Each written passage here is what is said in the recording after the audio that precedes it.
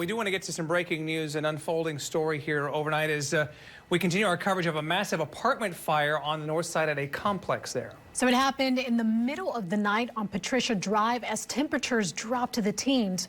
Fox San Antonio's Gloria De Leon is live at the scene right now. Gloria, now that the sun is out, what damage can you see from where you are? Good morning. Yeah, so one fire engine seems to be on scene still, but this is the building that crews were working heavily this morning. It was a two-alarm fire here at the Tuscany Park Apartments along Patricia and Parliament. Now, the fire department tells us that it seems to be just one building that was affected. 16 units were a part of that. 12 units were destroyed. Families are now being assisted by the apartment complex management along with Red Cross. Now, we are told that, again, this two-alarm fire, firefighters were trying to tackle it at all angles. In the video, you could see even an aerial viewpoint that firefighters were using to put that blaze out. The fire department tells us they were thankfully able to put it out quickly. No injuries to report this morning from neither the folks living at the complex nor firefighters. Now, we did speak with one man who lives in this complex. This is what he told us. Some of them have fireplaces, some of them don't. I assume they were using a fireplace to keep warm, and it just accidentally got out of hand, I assume. Now, he tells us that this complex, along with much of the city, has been without power since yesterday. So, of course, folks are doing what they can to stay warm. However, the fire department does say that, yes, there are fireplaces in some of these units, but it's too early to say if that is what caused this blaze this morning. But of course, we'll continue to gather more information and bring those details to you as we learn them. For now, I'm reporting live on the north side. I'm Gloria De Leon. We'll send it back to you. No injuries. That's a bit of good news there. Thank you, Gloria. Right now, hundreds of thousands of you are waking up this morning to no power as the statewide rolling power outages continue from yesterday. And so the Electric Reliability Council of Texas, or ERCOT, began the outages because there's not enough electric generation available across the state. We asked CPS Energy more about what that means in layman's terms, and this is what they had to say. When we have sustained cold temperatures, what really happens is there's more demand for energy, but there's only so much capacity on the system. So many of you have reached out to us last night into this morning, frustrated or beyond frustrated over the fact that the outages were supposed to last up to 15 minutes a neighborhood. My biggest fear is how cold is it going to get tonight to where we don't have the power for 5 minutes. It's not going to be enough to heat the house. Mayor Ron Nirenberg shared the same frustration and turned to social media, saying that he's also had power issues since ERCOT mandated the blackouts. The mayor also said in part, quote, ERCOT needs to answer for how millions were forced to weather the cold in this manner, unquote. We reached out to Governor Abbott to see what the state is doing to help you and your family during these extreme cold and dangerous times. Here's what he said. We've deployed more than 3,300 troopers, as well as Texas National Guard across the entire state. The Texas Transportation Division has been working both with snow plows, motor graders, as well as road treatment to make our roads as safe as possible. And when it comes to the statewide power outages, Governor Abbott also had this advice to offer up. They need to use whatever strategies they have at home to remain safe and warm, but also know that we have hundreds of warming centers across the state of Texas, many in Bexar County, that they can connect to in the event that they need to. So right now, the current map shows more than 300 outages across the city, affecting more than 285,000 customers.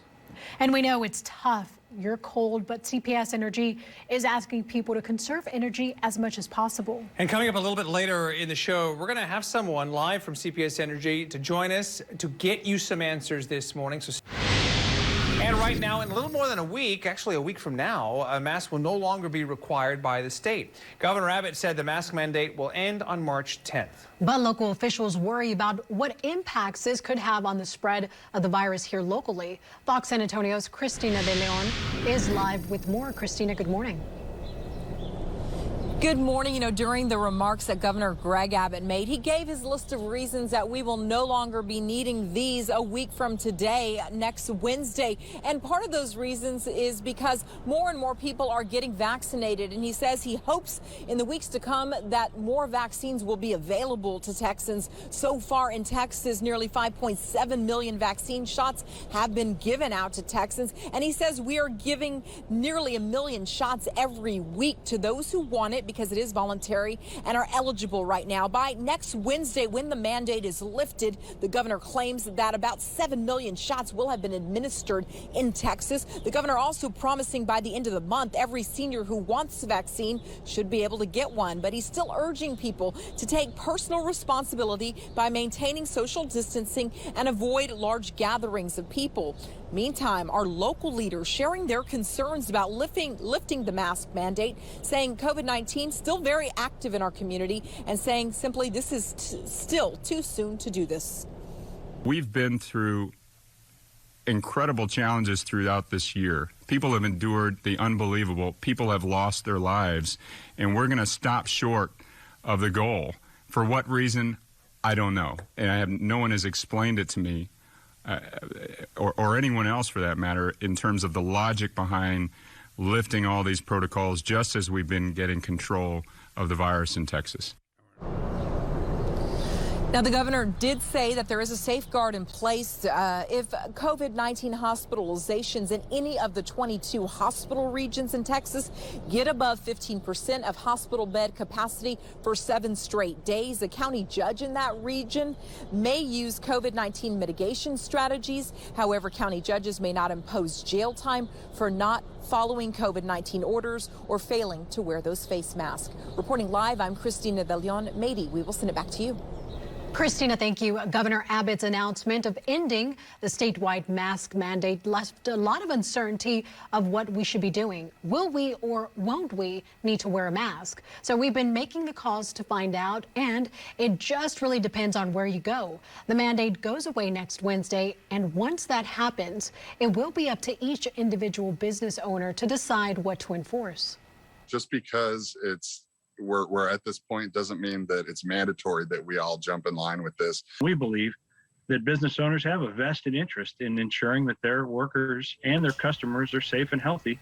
All right, so we also asked HEB about the state mask mandate going away. They say they're still requiring all workers and vendors to wear a mask, and they're urging all customers to keep wearing them too. But they didn't use the word mandatory. Well, another thing to keep in mind regarding face masks is that we're also under 2 mask mandates from the federal government, and those will remain in place regardless of the state order. So one order requires masks on all federal property and land, and that does include national parks like the San Antonio Missions. Now, the other federal mask mandate is centered around transportation.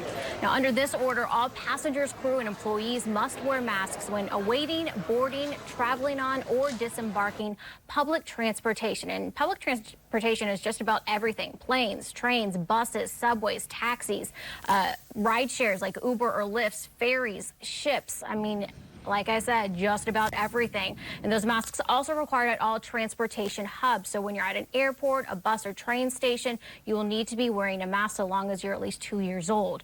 Now, that's just something to keep in mind, especially as people start making travel plans once again. That's latest from a live desk. I'm Ashley Sutton.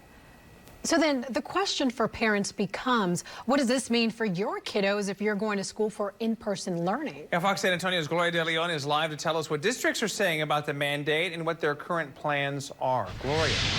Good morning. So students, staff, and faculty are all required to wear masks while on campuses right now. And some students are even separated from others with a shield around their desk. But with this new mandate, so far, doesn't look like much will change.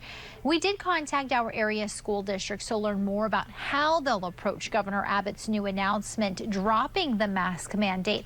All of the ones we've heard back from so far are deferring to the Texas Education Agency, saying they will continue continue to have their folks wear masks, at least until they hear from the TEA on further guidance. Now, the agency did tweet out yesterday saying in part, quote, updated public health guidance from the TEA will be coming later this week, end quote.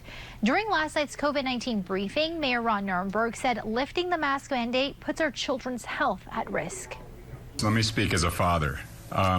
My son and many other kids in this community are going back to school now. If the governor's order is lifted and does not require you to wear a mask, please continue to do the right thing, because our kids and everybody else in this community's health is hanging on you choosing to protect them and to do the right thing. So we do have a running list of the school districts we've heard from so far on the issue, and you can find their statements on our website, foxsanantonio.com. Live in the broadcast center, I'm Gloria DeLeon. We'll send it back to you. All right, Gloria, thank you. We continue our coverage on the new executive order, and local health leaders are clarifying what that will mean for our area. We spoke to one on what you should be aware of. More on that coming up.